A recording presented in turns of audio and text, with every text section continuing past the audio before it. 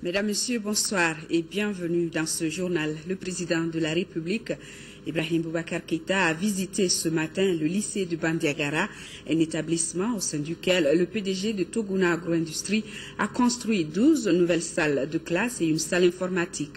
Après sa visite, le chef de l'État a exprimé toute sa satisfaction et s'est engagé à soutenir le promoteur de Toguna Agro-Industrie dans ses efforts de construction nationale.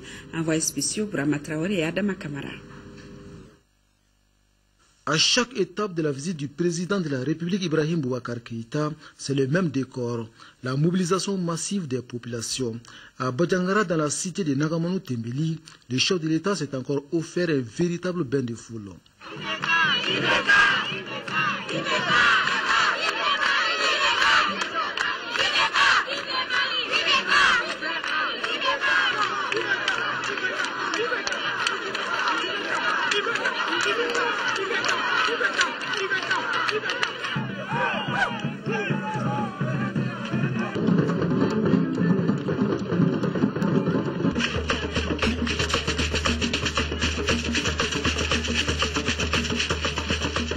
Le président Ibrahim Boubacar Keïta est venu saluer un acte patriotique d'un fils du terroir. Il s'agit du PDG de Toguna Agro-Industrie, Seydou Nantoumé, qui a doté le lycée de Badjangara de 12 nouvelles salles de classe et une salle informatique, de quoi renforcer les capacités d'accueil de l'établissement. Mais le coût des investissements n'a pas été révélé. On n'aime pas parler d'argent. Quand, dans notre tradition, quand on a offert, on offre. Ce qui est important, c'est réaliser l'infrastructure, que l'infrastructure soit en conformité avec l'environnement et que les filles et les garçons du lycée puissent en tirer satisfaction, puissent apprendre grâce à ces infrastructures. En construisant ces nouvelles infrastructures scolaires, le PDG de Toguna Agro-Industrie a vite compris que la question de l'école est une affaire de tous les Maliens. Un soutien à l'État pour améliorer les conditions d'études des élèves. Quelqu'un qui contribue pour l'école, il contribue pour le développement. Quelqu'un qui contribue pour l'éducation, il contribue pour la promotion, pour l'avancée de la personne humaine. Voilà en quoi nous pensons qu'aujourd'hui, cette infrastructure contribue effectivement au développement. Celui qui a réalisé aujourd'hui les 12 classes au lycée, il a fait des rues pavées de plusieurs kilomètres. Il a fait une électrification solaire au niveau de la ville. Il est en train de construire une grande mosquée de 5000 places. Le fait que le président personnellement vienne voir un fils de la localité investir autant, c'est vraiment une bonne chose. Pour le président de la République, la réalisation de ces salles de classe témoigne du souci du patron de Toguna Agro-Industrie de jouer toute sa partition dans l'amélioration de la qualité de notre enseignement. Une belle source d'inspiration selon le chef de l'État. Ce qu'il fait, il le fait avec le cœur, avec le souci d'aider l'autre, c'est-à-dire lui-même. En aidant l'autre, on s'aide soi-même. Celui-là a compris ça très tôt. Il y a quelques années, j'ai visité son village en compagnie du président ATT, une école qu'il venait de créer là-bas. Non seulement l'école, mais j'ai vu que c'était un programme intégré qui concernait tous les aspects de la vie villageoise. Voilà de tels chefs, de tels capitaines d'entreprise dont le Mali a besoin. Là, il y a un capitaine d'entreprise qui va être dans un palais, rouler carrosse et n'avoir aucun souci de l'environnement. Ce n'est pas son cas. Cet homme a souci du Mali. Cet homme a souci d'aider à la promotion du Mali. Pourquoi? Sans complexe, nous allons l'aider. Parce qu'il le mérite. Il mérite que le pays aide ceux qui, comme lui, ont souci du pays. Je le dis très clairement et sans complexe. Les capitaines d'entreprise qui ont souci du Mali seront aidés à hauteur de mérite. Car ils ont mérité que cela soit. Et cela sera, Inch'Allah. Ce que j'ai vu ici préfigure le lycée du futur, quelque part. Ce qu'il a fait ici existe dans les nations développées aujourd'hui, dans les nations qui ont souci de leur avenir, qui se projettent déjà sur un horizon lointain pour être parmi les nations qui vont compter. Et l'acte que Seydou a posé ici, que M. Nantoumé a posé ici, et tout d'abord parce que c'est un jeune frère que je connais depuis longtemps, est de ces actes porteurs qui feront le Mali de l'émergence. Et c'est ça que nous avons besoin. Et de réitérer son soutien à toutes les initiatives visant à redorer l'image de l'école malienne. Le président Ibeka s'est dit convaincu d'une chose, sans une école performante, pas d'avenir pour une nation. Je engage les élèves qui vont profiter de ce joyau à travailler dans la discipline, dans l'effort, pour mériter d'en être. Je dis que les ressources humaines demain seront triées sur le volet pour servir le Mali au mieux, à hauteur d'excellence. Et ici, les moyens sont donnés, pourvu que simplement la direction de l'établissement, la direction de l'enseignement régional ait souci de la bonne maintenance d'un tel établissement, d'y maintenir la discipline à hauteur de souhait, de faire en sorte que l'outil pédagogique soit d'accès facile. On a un exemple ici avec la salle d'informatique, dont on n'a même pas envie de sortir. C'est donc, encore une fois, dire merci à ce fils méritant du pays, du Mali, du pays Dogon, qui, la fortune acquise, a su se retourner vers les siens. C'est de ça que le Mali a besoin. Comme il y a de coutume, le président de la République a rendu une visite de courtoisie aux notabilités et aux communautés religieuses de Badiangara. Les échanges ont porté sur le renforcement de l'unité nationale et la cohésion sociale, et des prières ont été formulées dans ce sens. Et à Mopti, le président de la République, Ibrahim Boubacar Keïta, a rendu une visite de courtoisie également hier aux notabilités et chefs religieux de Mopti et Sévaré. Au cours des échanges, il a été surtout question de cohésion nationale après la crise que notre pays a connue. Les responsables coutumiers et religieux ont saisi l'occasion pour formuler des prières pour un Mali apaisé et prospère. Le chef de l'État les a remerciés pour leur contribution pour la stabilité de notre pays.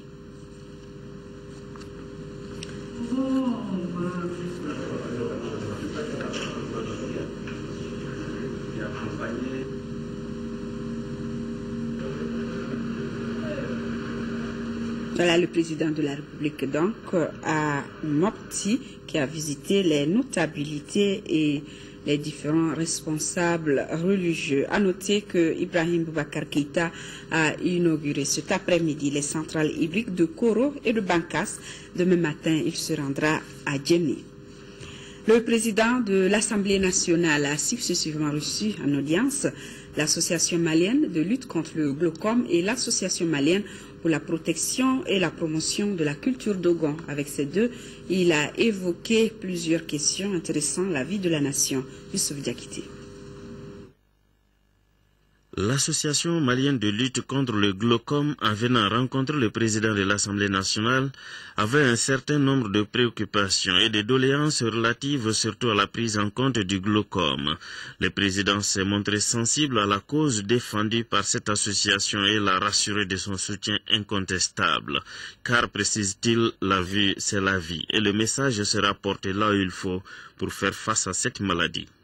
Moi-même qui suis là, je suis jeune diplômé sans emploi, je suis juriste de formation et malheureusement frappé par la maladie.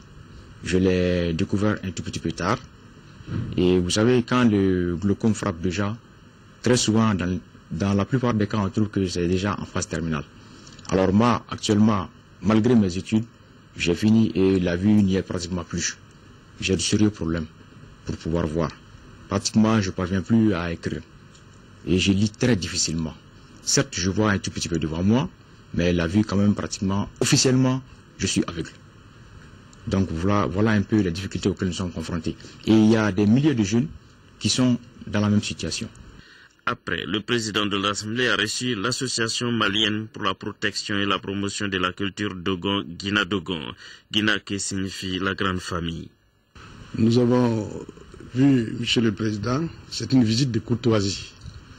C'était premièrement pour le féliciter de son élection et deuxièmement pour lui présenter aussi notre nouveau bureau et aussi faire appel à lui pour les prochaines organisations des journées culturelles Dogon qui auront lieu à Koro, si tout va bien, en février 2015. Le président a ensuite saisi l'occasion pour saluer le rôle et les activités de cette association avant de rappeler que la richesse et la diversité culturelle sont illustrées par Guina Dogon. Et le président de l'Assemblée nationale qui porte à la connaissance des honorables députés qu'une séance plénière de la session extraordinaire en cours se tiendra le jeudi 20 mars 2014 et jour suivant s'il y a lieu à partir de 10 h dans la salle Modibo Keïta. Le projet d'ordre du jour porte sur des procès-verbaux de la séance plénière du 7 mars 2014 et jour suivant, délibération sur des projets de loi intéressant la vie de la nation, création des réseaux et communication. Célébration demain 20 mars de la Journée internationale de la francophonie. Cette année, le thème est francophonie, paix, réconciliation, démocratie et développement. À cette occasion, je vous propose d'écouter un extrait du message du secrétaire général de l'Organisation internationale de la francophonie, Abdou Diouf. Lorsque nous sommes seuls à espérer et à vouloir, cela ne demeure bien souvent qu'un espoir et un vœu.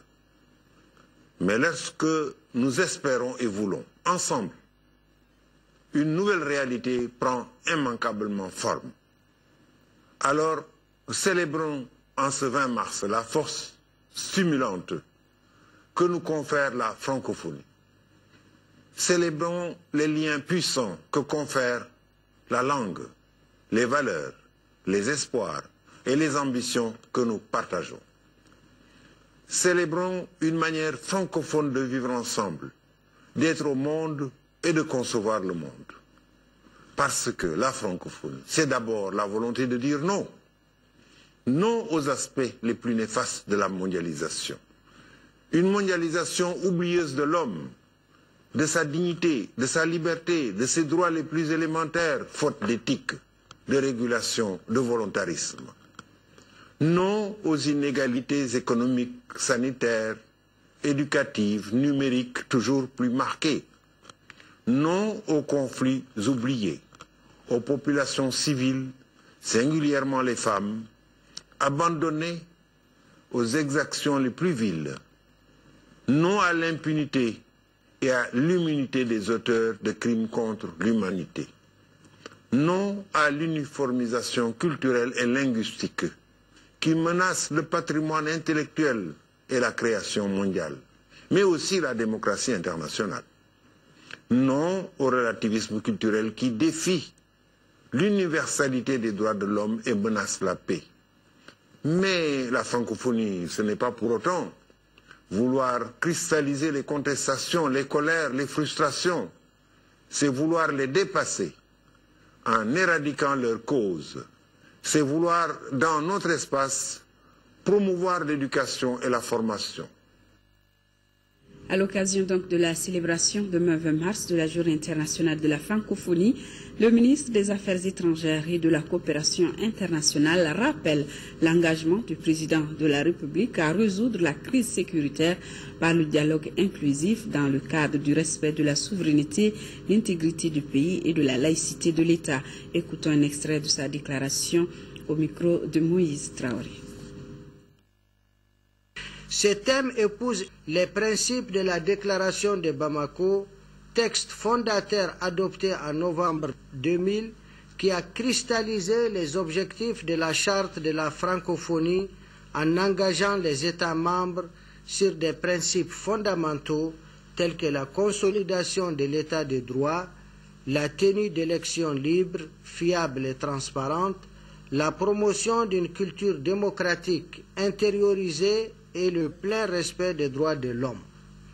Mieux encore, la déclaration a établi un mécanisme d'évaluation de la mise en œuvre de ces engagements dans l'espace francophone. Je voudrais également rappeler, entre autres, l'engagement du président de la République du Mali, son Excellence M. Ibrahim Boubacar Keïta, à résoudre par le dialogue inclusif la crise sécuritaire dans le nord de notre pays, dans le cadre du respect strict de la souveraineté et de l'intégrité du pays, ainsi que de la laïcité de l'État.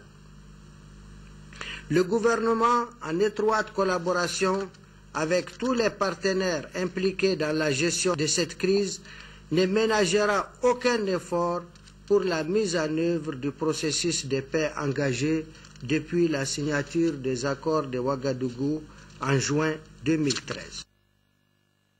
La francophonie, c'est tout d'abord des femmes et des hommes qui partagent une langue commune, le français. C'est aussi 77 États et gouvernements et plus de 890 millions de personnes qui partagent cette langue et ses valeurs universelles. Dans notre pays, elle est la langue de l'administration et au niveau international, la deuxième langue après l'anglais au sein des Nations Unies. Alors, les Maliens sont-ils attachés à la langue française? Les réponses dans ce reportage de Nyanya Aliou Traoré.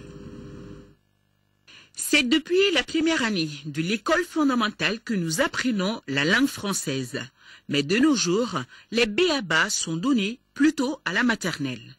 Le français est aujourd'hui au Mali la langue d'expression officielle, c'est-à-dire la langue de travail pour l'administration, d'où son apprentissage par les enfants depuis le bas âge.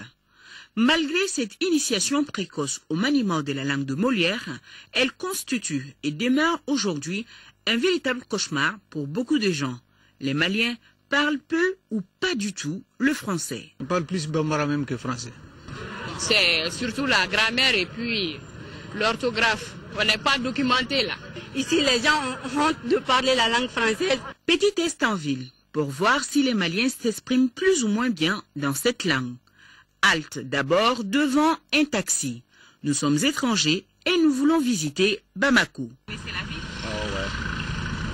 Vous me conseillez quel endroit? Tu n'es pas en Bambara. Par contre, ces élèves rencontrés devant une école privée n'ont aucune difficulté à échanger avec nous. Elles déplorent le manque d'assiduité des uns et des autres dans la pratique de la langue française. Moi, je pense que le manque de français dans une société, c'est spécialement dû à la langue parlée en famille, quoi. Les infrastructures ne les permettent pas de mieux parler français. Ces autres élèves estiment que la source du problème est au niveau de l'encadrement, c'est-à-dire au niveau même du corps professoral. Et je pense que ce n'est pas dû seulement aux profs, c'est parce que le niveau même des élèves qui arrivent au lycée ou bien dans les écoles professionnelles, ils n'arrivent pas à s'exprimer dans cette langue. Et souvent, certains collègues, pour mieux expliquer les leçons, le font par exemple dans la langue officielle, la langue bamanakan. Il y a certains professeurs de façon délibérée aussi qui parlent dans cette langue, la langue bamanakan. Je vous propose d'écouter le mot que nos interlocuteurs aiment le plus dans la langue de Molière. Le mot aimer. Anticonstitutionnellement. Le travail. Étudier. Souvenir. Le verbe aimer. Détester, détester. Tout compte fait. Et pour terminer, c'est ce mot que nous aimons. Voilà, bonne fête à tous les francophones. Les pays membres de l'Union économique monétaire de l'Ouest africain, UEMOA, vont bientôt se doter d'un label d'identification des aliments enrichis en micronutriments. Un atelier sous-régional pour valider les règles d'utilisation a débuté ce mercredi à Bamako. Compte rendu Lamine Keita.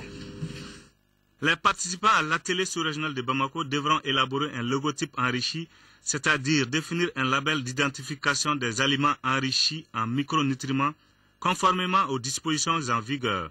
C'est pour permettre aux consommateurs d'avoir un choix avisé des produits à consommer. C'est un processus d'élaboration de normes pour dire, en ce qui concerne les vecteurs principaux qui ont été choisis, à savoir 3, la farine de blé, le sel iodé et les huiles alimentaires. Nous avons donc défini des normes qui doivent être adoptées par les industriels dans la fabrication de ces produits. Chacun des industriels, quand ce sont des importateurs, les commerçants doivent désormais s'assurer que les produits qu'ils mettent à la disposition des populations, ces produits contiennent ces éléments-là. Pour le ministre de l'Industrie et des Mines, apposer un logotype enrichi ou label sur les aliments dans la sous-région, c'est faire preuve de respect envers les consommateurs. C'est également gage d'assurance pour les industriels et les distributeurs. C'est une rencontre importante parce que déjà les problèmes, les carences en micronutriments constituent un vrai problème de santé publique dans notre pays.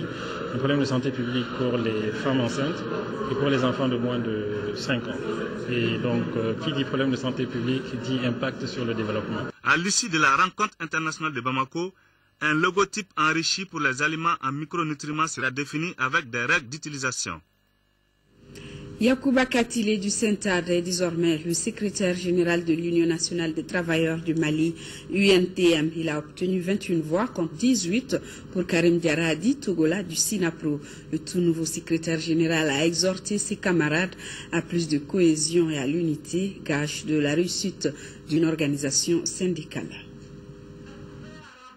Après 3 jours de travaux, le 12e congrès statutaire de l'UNTM a connu son épilogue ce mardi. La commission d'investiture a mis un bureau consensuel de 49 membres dirigé par Yacouba Katile du Saint-Ard. Le nouveau secrétaire général l'a emporté avec 21 voix contre 18 face à Karim Diarra Di Togola du SINAPRO.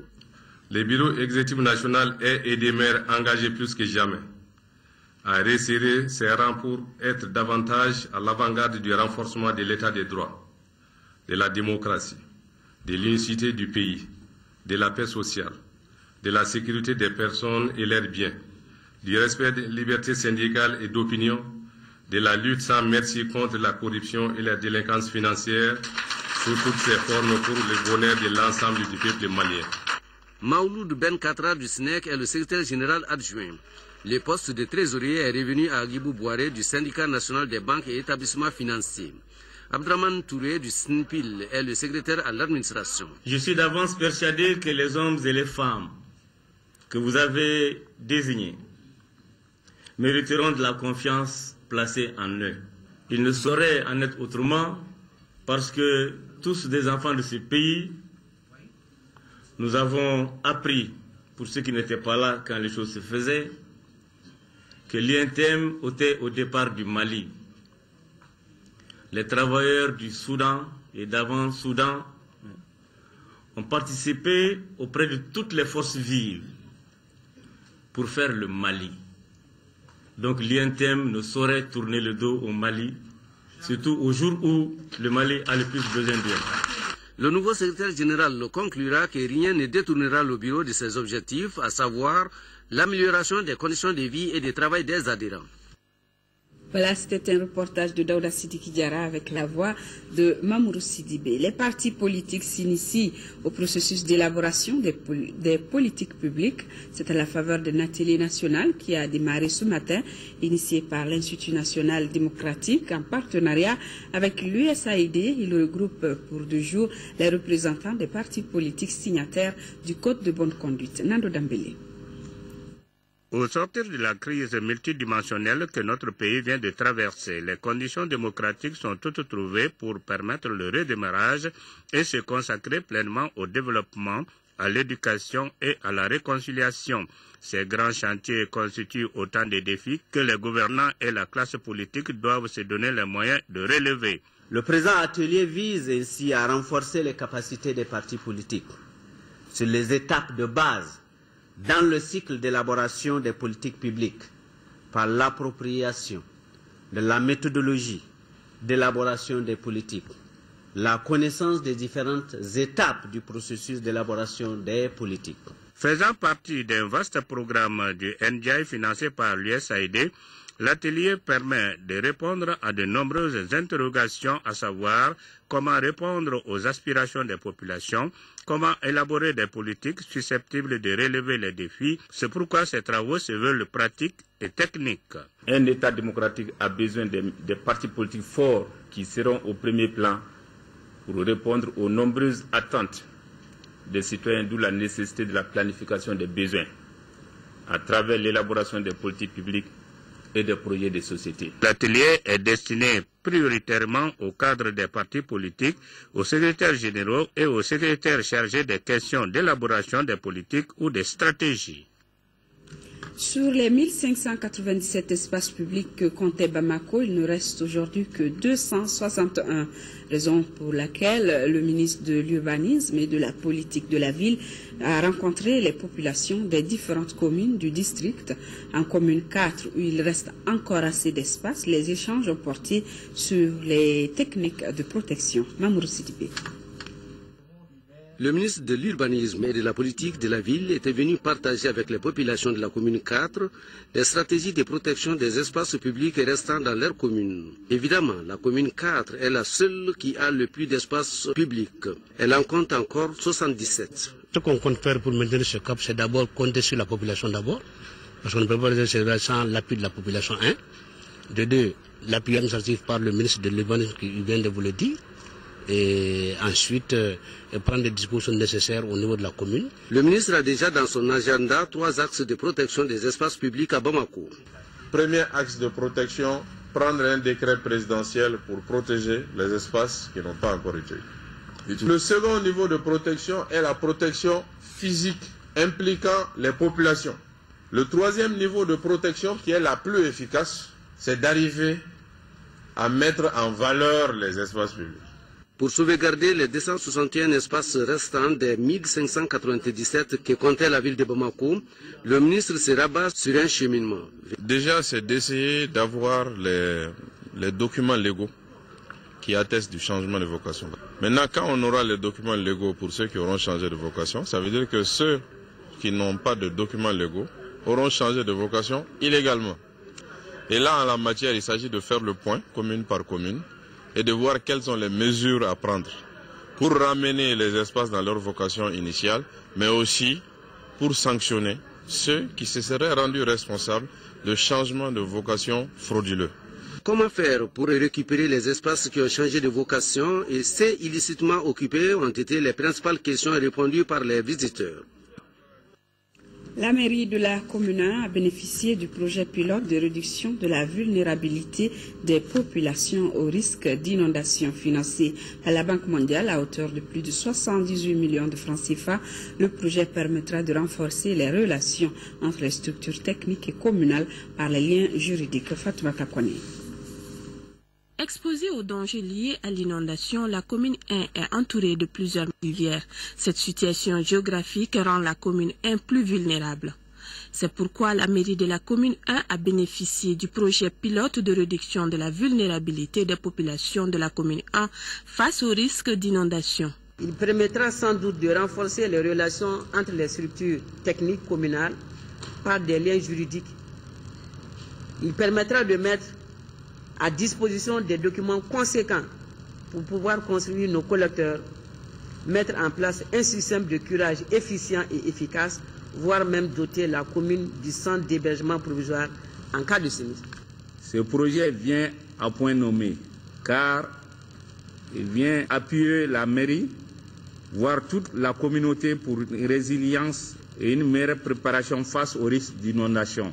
Ce projet est une composante du projet de gestion des risques de catastrophe et d'adaptation au changement climatique financé par la Banque mondiale à hauteur de près de 78 millions de francs CFA, en partenariat avec la protection civile. Ce projet vise à préparer les autorités communales et les populations de la commune 1 à la prévention, la préparation et la réponse face aux inondations. D'une durée de 3 mois, le projet permettra à tous les quartiers de la commune 1 de faire face à toutes les catastrophes naturelles dans la zone. Lutte contre le paludisme en 4e région, l'association malienne pour la promotion du Sahel Amapros et Lutran World Relief s'impliquent. Ils ont mobilisé près de 180 millions de nos francs. Dans ce sens, le lancement du projet a eu lieu aujourd'hui même à Konodimini. Candestila compte rendu. Le projet Woboulo 2, comme son nom l'indique, en Dogon est un projet de lutte contre le paludisme.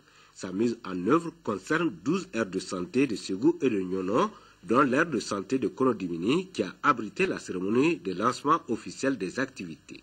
Woboulo 2, initié par l'Association malienne pour la promotion du Sahel Amapros et Lutheran World Relief, vise à mettre à la disposition de ces aires de santé des fonds de solidarité ou de roulement, d'assurer au niveau des associations et centres de santé communautaires un mécanisme d'accès aux produits de soins. Woboulo a vu le jour, il a produit des résultats et des témoignages ont été faits.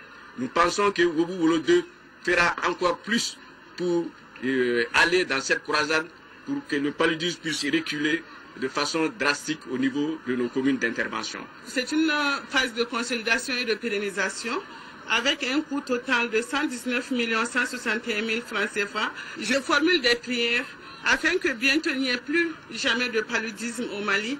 Dans la région, en 2013, plus de 39 000 cas de palu ont été enregistrés, dont 20 décès.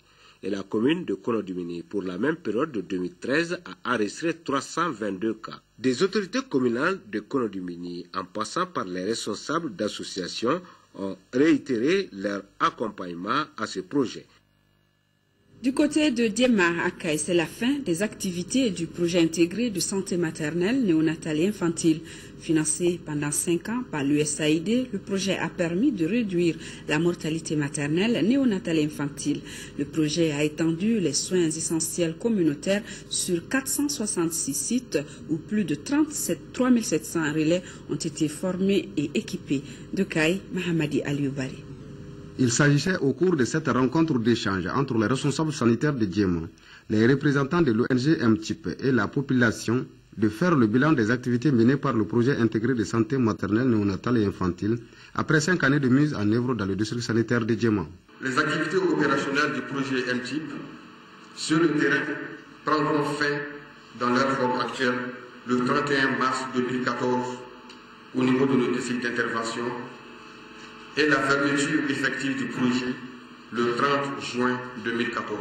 Il ressort de cette rencontre que dans le district sanitaire de Diema, le projet MTIP a réalisé des résultats très probants, à savoir la mise en œuvre des soins essentiels dans la communauté au niveau de 28 sites ASC, la formation et l'équipement de 592 relais communautaires dans 14 aires de santé, la formation des 4 groupements de femmes sur la promotion des meilleures pratiques en santé maternelle et infantile, la communication pour le changement social de comportement à travers la diffusion des messages par les radios partenaires de proximité.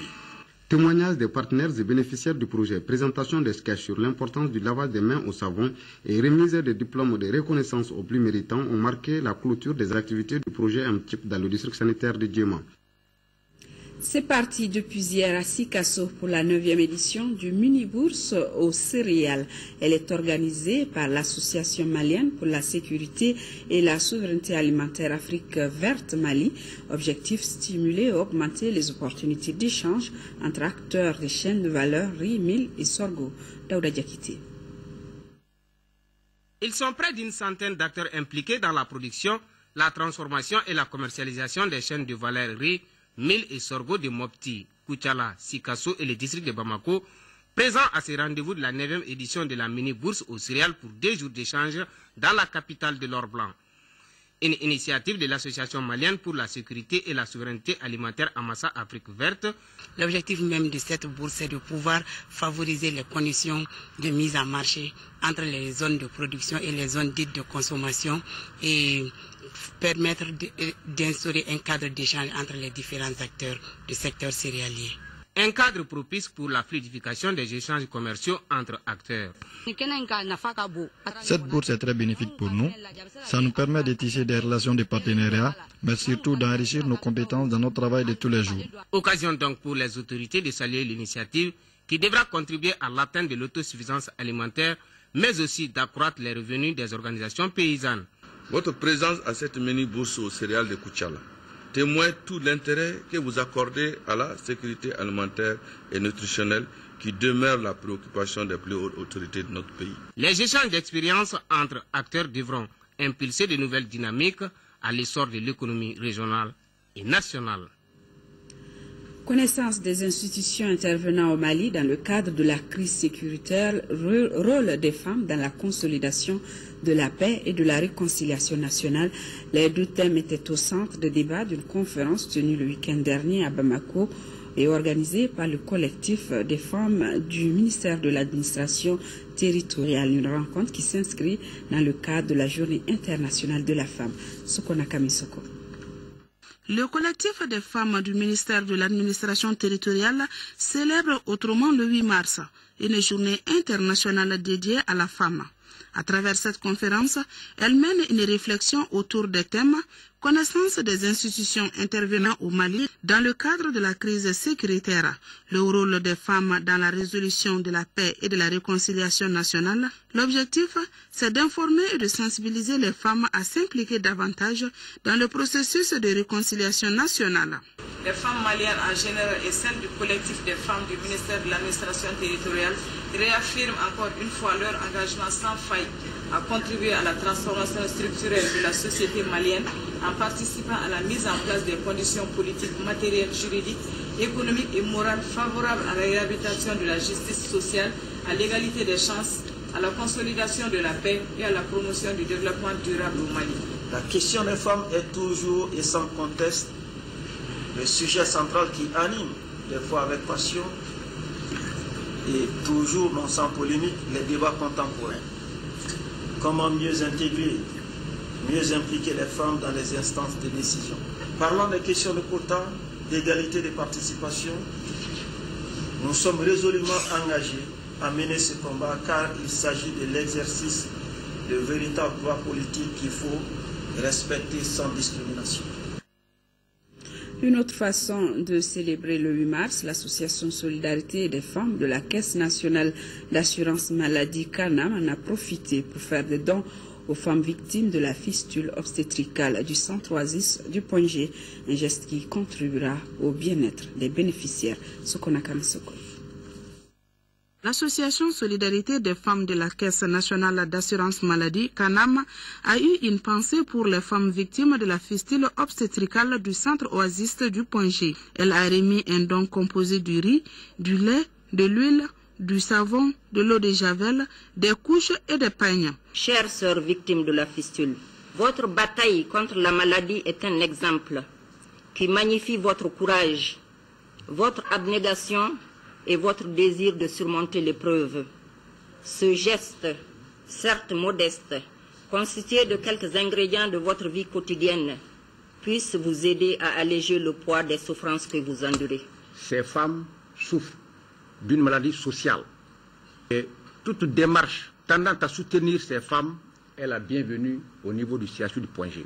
Et nous vous remercions très sincèrement, au nom de l'ensemble de ces femmes, pour le geste que vous venez de faire.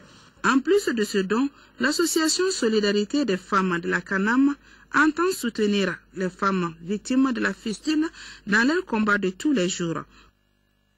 Première édition du Festival international de slam et humour. Elle regroupe les slameurs et humoristes d'Europe, d'Afrique et du Mali et vise entre autres à promouvoir la diversité culturelle et aussi à favoriser le dialogue interculturel entre les jeunes. Le compte rendu de Mohamed Ould Mamouni. Peu se réveillent, trop peu se révoltent. Et toi ? Le Festival international de slam et d'humour est un espace récréatif pour les jeunes. À travers le slam, l'art de la parole et l'humour, un instrument social important, ce festival met en exergue le dialogue interculturel. Il vise tout simplement à magnifier le verbe. L'objectif, c'est de faire la promotion de l'art oratoire dans sa généralité, particulièrement le slam et l'humour. Voilà un peu l'objectif d'abord visé. Ensuite, c'est de réunir un peu le peuple africain et occidental autour de la culture. Pour cette première édition, on a mis la barre très haut. Une vingtaine d'humoristes et de slameurs d'Europe, d'Afrique et du Mali vont célébrer le brassage ethnique. Une semaine riche en activités. C'est avec un grand plaisir que j'assiste à cet exercice tellement positif et tellement intéressant pour la jeunesse de nos pays. Voir plus d'une dizaine de pays représentés par sa jeunesse pour un exercice de construction. Parce que la culture ne peut être qu'un exercice de construction. Et la culture qui se traduit par des mots, et par des mots aussi éloquents. Et souvent des mots qui trouvent en nous des échos tellement prégnants, tellement présents. Et j'en suis sincèrement bouleversé. Et je ne peux que vous encourager. Les multinationales ne seront jamais ruinées. Chaque fois, le seul qui a mal, c'est le peuple terrorisé. Les activités du Festival international de slam et d'humour entrent également dans le cadre de la célébration de la Semaine internationale de la francophonie, placée cette année sous les signes de la paix et de la réconciliation nationale au Mali. Autre festival, celui de Sélingué, dénommé Urban Music and Mode, la 3e édition démarre le 28 mars prochain. À quelques jours donc du rendez-vous, les préparatifs vont bon train, selon nos envoyés spéciaux à Sélingué, Tédié Moussa Kamara et Moudou Soare. Sélengue, localité située dans la commune de Baya, à quelques 150 km de Bamako, fait peau neuve pour accueillir des milliers de festivaliers pour ce rendez-vous culturel majeur de notre pays depuis sa création en 2012. À 10 jours du lancement officiel, les organisateurs ont entamé une série d'activités pour que la ville soit à la hauteur de la manifestation. Vous-même, vous voyez, le public est sorti massivement pour donner un coup de balai à la commune. Facteur de cohésion et de développement pour Sélengue et environ, la population locale qui se réjouit d'abriter un tel événement est sortie massivement pour une cause juste et noble afin de donner un cachet particulier à ce festival. Des actions de salubrité, de sensibilisation et bien d'autres moyens de communication et d'information étaient au cœur de la journée. Le festival, c'est pour nous les jeunes, parce que ça permet de valoriser les capacités économiques de la ville, en sorte le développement social et en même temps culturel aussi. Cette année, le thème de la manifestation est intitulé « La paix et la réconciliation nationale au Mali ». Que ce soit au nord et au sud, nous tous les Maliens veulent la réconciliation. C'est l'endroit où est le créneau idéal pour faire passer ce message. Voilà donc un signe annonciateur pour que cette rencontre de partage et d'échange culturel soit à hauteur de souhait. L'événement va rassembler des artistes, des stylistes créateurs, des littéraires, bref, le grand monde de la culture dans sa diversité. Cette année, une programmation riche et variée est concoctée par le comité d'organisation à travers différentes disciplines. Le festival va commencer avec une conférence de débat sur le thème du port de casque et la sécurité routière, parce que beaucoup de nos participants sont des jeunes, ils vont venir en moto, donc c'est l'occasion de les sensibiliser. Donc après ça, la nuit, ça va démarrer avec les concerts en live, des concerts qui seront alternés avec des défilés de mode le samedi, et dans la matinée, nous aurons une conférence de débat sur le thème principal du festival. Voilà que le compte à rebours a commencé. Sélengue retient donc son souffle pour rendre plus agréable cette fête de la culture aux festivaliers de la 3e édition de Urban Music and Mode, autrement dit le Festival international de Sélengue qui ouvrira ses portes le 28 mars prochain. Et en sport, nous allons parler football. Le stade malien de Bamako conforte sa place de leader du championnat national de Ligue 1 après sa victoire cet après-midi 1-0 devant l'AS Bakaridjan. Hier, le club olympique de Bamako et les 11 créateurs se sont quittés sur le nul d'un but partout. Le compte-rendu de Kumbanyambele. C'est dans les ultimes secondes que le club olympique de Bamako, ici en vert, arrache le point du nul 1-1 de cette opposition contre les 11 créateurs de Nyarela. Une rencontre dominée en grande partie par l'équipe de Nyarela qui ouvre la marque sur pénalty dès la 11e minute par Boubacar Dambélé. 1-0, ce score mène à la pause. Et celle-ci a permis aux deux coachs de mieux organiser leur effectif. 81e minute, les 11 créateurs obtiennent un autre penalty. Abdoulaye Samake sauve le COB face à Mamadou Diallo. Juste après, l'équipe de Nyarela sera réduite à 9 à cause de la sortie de Cheikh Newagé pour cumul de cartons et celle de Boubacar Dambélé blessé. C'est là après les différents changements. À 11 contre 9, le COB presse et réussit l'égalisation par Mamadou Tunkara dans les arrêts de jeu. Score final 1-1. On s'est battu, on a encore pilonné cette défense des 11 créateurs, il fallait continuer à le faire, Égalisation à la dernière minute, ça fait très mal. Un match ne peut être comme une défaite et un match ne peut être comme une victoire. Je pense que pour nous, ça a été une défaite pour nous et on va continuer à travailler. Après 10 journées, le club olympique de Bamako occupe provisoirement la 3e place avec 19 points, soit 5 victoires, 4 nuls et 1 défaite. Quant aux 11 créateurs de Nyarela, ils sont 5e, 14 points, soit 4 victoires, 3 nuls et 3 défaites. Nous arrivons donc au terme de cette édition. L'info vous revient demain à 10h et 13h. Présentation de Kadiatou Kone. Je vous retrouve demain si tout va bien pour les éditions du soir. Merci.